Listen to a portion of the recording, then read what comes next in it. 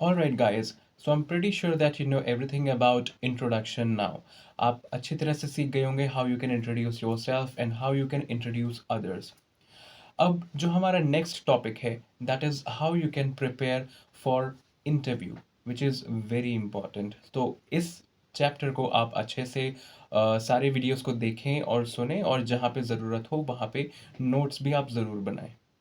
So, guys, it's very important to appear for an interview with the preparation. Without preparation आप interview के लिए जाएंगे तो बहुत गड़बड़ हो सकती है। लेकिन एक अच्छी प्रिपरेशन आपको कैसे करनी है वो मैं आपको आने वाले कुछ वीडियोस में ज़रूर बताता हूँ। सबसे पहली बात ये है कि जो भी आप इंटरव्यू के लिए जा रहे हैं, आपको एक ब्रीफ मालूम होना चाहिए उस ऑर्गेनाइजेशन के बारे में।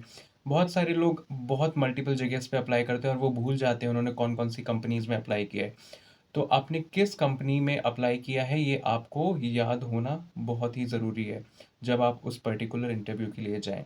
उस कंपनी का पूरा नाम क्या है और वो कंपनी कितनी पुरानी है और उसका मेन प्रोडक्ट लाइन क्या है, ये आप अच्छे से इस बारे में पढ़ सकते हैं। ऑनलाइन भी पढ़ सकते हैं, नहीं तो आपके पास जब इंटरव्यू का कॉल आता है तो ये चीज़ें आप उनसे पूछ भी सकते हैं।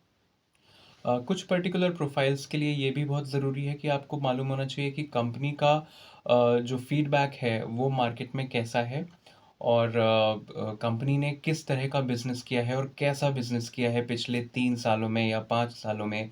कंपनी के अगर शेयर्स हैं तो उनकी वैल्यू जनरली क्या चलती है और फ्यूचर में अगर कंपनी का कोई और मर्जर होने वाला है या कोई बड़ा टेक ओवर का प्लान है या कुछ और इस तरह के एक्सपेंशंस के प्लान है, तो इस बारे में आपको एक ब्रीफ ज़रूर मालूम होना चाहिए।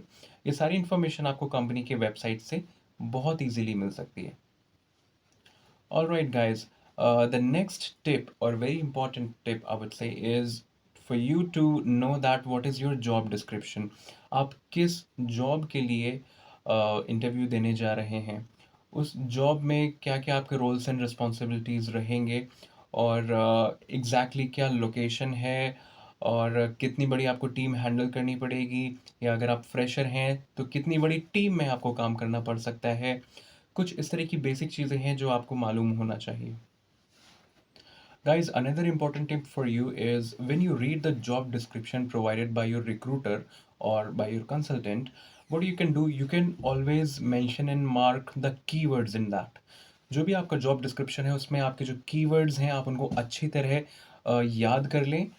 उन पर्टिकुलर कीवर्ड्स के ऊपर ही आप अपना इंटरव्यू प्रिपेयर करेंगे। आने वाले कुछ वीडियोस में हम इंटरव्यू प्रिपरेशन की भी बात करेंगे, लेकिन अभी के टाइम पे आप इतना ज़रूर समझ लें, आपके जॉब डिस्क्रिप्शन में दिए हुए जो भी इम्पोर्टेंट कीवर्ड्स हैं वो आपको अच्छी तरह मेमोराइज करना ज़रूरी है, जिससे कि इंटरव्यू देते टाइम आपके लिए बहुत ही आसान हो जाएगा और पूरा कॉन्वर्जेशन आप उन कीवर्ड्स के अराउंड रिवॉल्व कर सकते हैं। इससे ये बेनिफिट होगा जो रिक्रूटर है या जो इंटरव्यूअर है, उसको ये अंडरस्टैंडिंग हो जाएगी कि आप जो हैं उन पर्टिकुलर स्किल सेट पे, उन पर्टिकुलर कीवर्ड्स के आसपास आपका अगर प्रोफाइल बताते हैं तो you are the right candidate for that particular job role. So it's very important tip for you. All right guys, so अब थोड़ा सा हम कीवर्ड्स पे बात कर लेते हैं। कीवर्ड्स इसलिए इम्पॉर्टेंट होते हैं क्योंकि सबसे पहले कीवर्ड्स की वजह से ही आपका प्रोफाइल शॉर्टलिस्ट होता है। वो पर्टिकुलर कीवर्ड्स जो आप अपने स्किल सेट में मेंशन करेंगे, उन्हीं के बेसिस पे कोई भी रिक्रूटर आपका रिज्यूमे शॉर्टलिस्ट करेगा, या फिर कोई भी अगर ये सॉफ्टवेयर के थ्रू रिज्यूमेस की शॉर्टलिस्टिंग करते हैं तो वो सॉफ्टवेयर भी उन्हीं पर्टिकुलर कीवर्ड्स पे काम करता है। और अगर आप इन कीवर्ड्स को बहुत ही अक्लमंदी के साथ यूज़ करते हैं, स्मार्टली यूज़ करते हैं अपने प्रोफाइल में, तो आपके पास 99% से भी ज़्यादा चांसेस होते हैं कि आपको ये पर्टिकुलर जॉब मिल जाए। तो इन कीवर्ड्स को आपको अपने इंट्रोडक्शन में बहुत ही स्मार्टली यूज़ करना है। जब भी कोई इंटरव्यूअर आपसे ये पूछता है कि टेल मी अबाउट योरसेल्फ या फिर tell me about your working experience, तो अपने वर्किंग एक्सपीरियंस को जब आप डिफ़ाइन करें, जब उसको डिस्क्राइब करें, तो मेक श्योर कि इन कीवर्ड्स को आप उसमें पूरी तरह इस्तेमाल करें। इन कीवर्ड की वजह से क्या होगा, जो इंटरव्यूअर होगा उसके कान में ये बात जाएगी, उसके भी एक तरह से कान खड़े हो जाएंगे कि ये वही कैंडिडेट है जिनके पास ये पर्टिकुलर स्किल सेट है।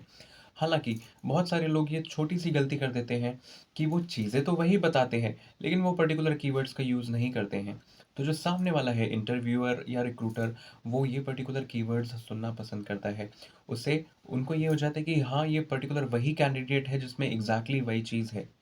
हालाँकि बहुत सारे रिक्रूटर्स जो हैं वो इस टेक्नीक को फ़ॉलो करते हैं जो कि ठीक नहीं है। एक पर्सन का प्रोफ़ाइल जो है एग्ज़ैक्टली देखा जाना चाहिए कि उसका क्या पर्टिकुलर स्किल सेट है और क्या कैपेबिलिटीज़ हैं।